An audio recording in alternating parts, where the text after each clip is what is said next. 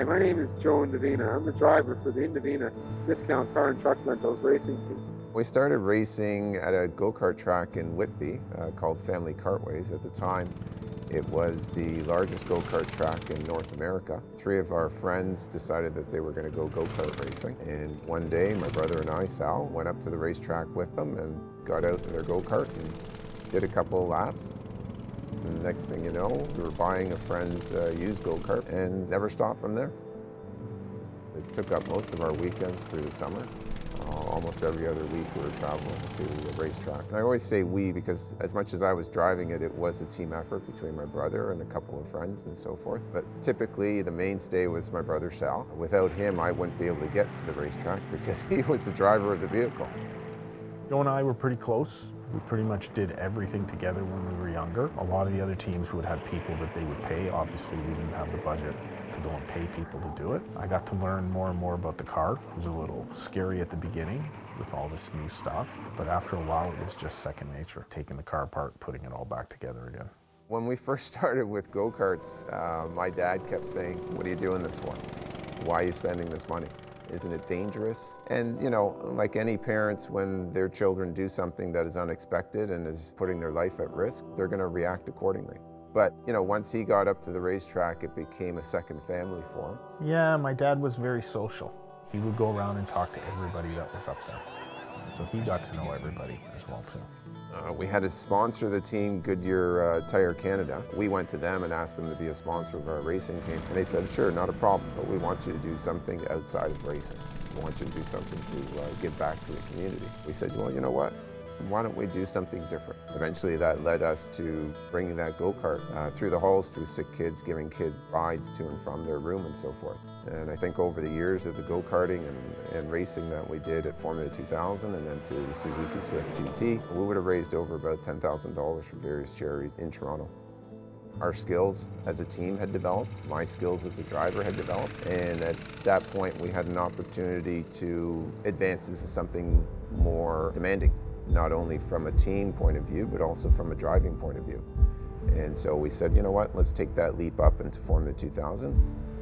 Go-karting was expensive, but not to the same degree as the Formula 2000 series. When we purchased that car, the chassis, the wheels, the engine, spare parts, it was about 40,000 Canadian at that time. So it was decided at that point in time that, you know what, maybe we can start our own business and we'll start up a little side business doing some, I guess, graphic design.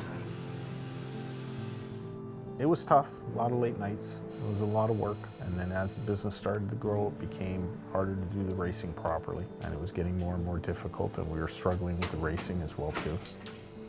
Things weren't going well. As you get older, things change in your life. Partnerships are hard. Even though today you're all on the same page, tomorrow you may not be. I took over the business. After Sal and I parted ways, my dad became sort of my crew chief, and he was helping me out extensively. So that's where my dad and I sort of grew closer together, and he became more involved. He still had his other family that at the racetrack and would disappear for a little bit here and there, but it was always great to have him by my side, and he looked forward to going every single time. Racing was a big thing for my dad.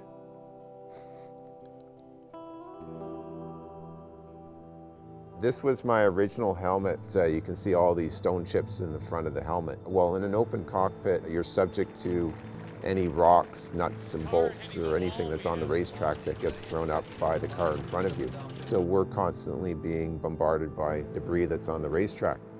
You know, you work through the pain.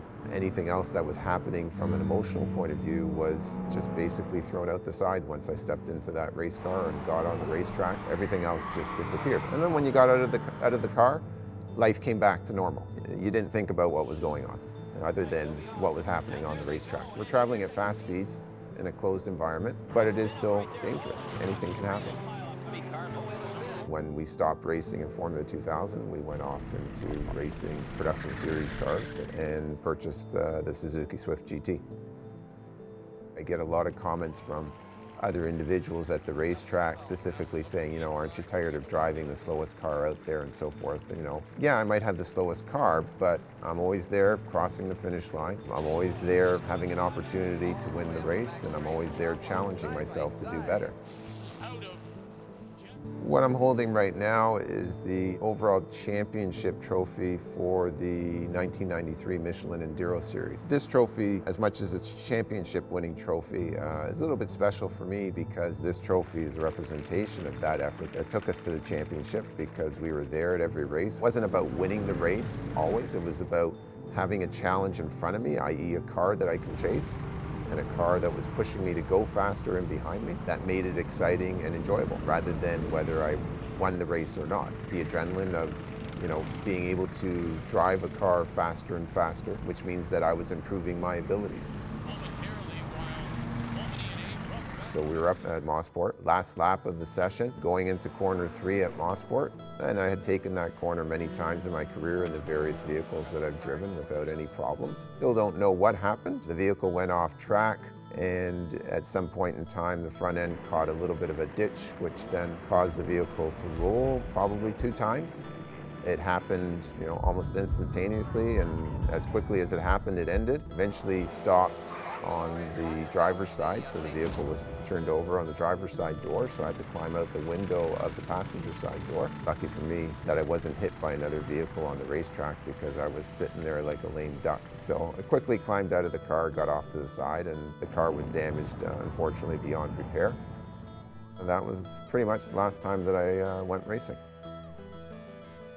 And that was a disappointing time as well, but you have to look at those as challenges and try to overcome them and work forward. And just like everything else that's happened, it always led to something else. Well, life now is dealing with family, having 2 young teenagers. Just recently, this past year, I'm an instructor for a advanced driving school, and that sort of has gotten me back into the racing world.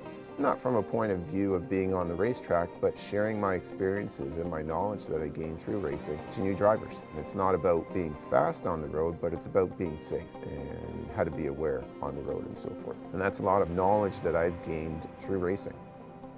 But yeah, I do miss it. And in a way, racing has been a springboard to a lot of things that have happened in my life.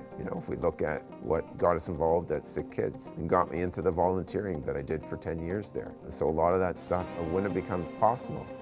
A lot of good experiences, as I said, for my family and I, that I would never trade.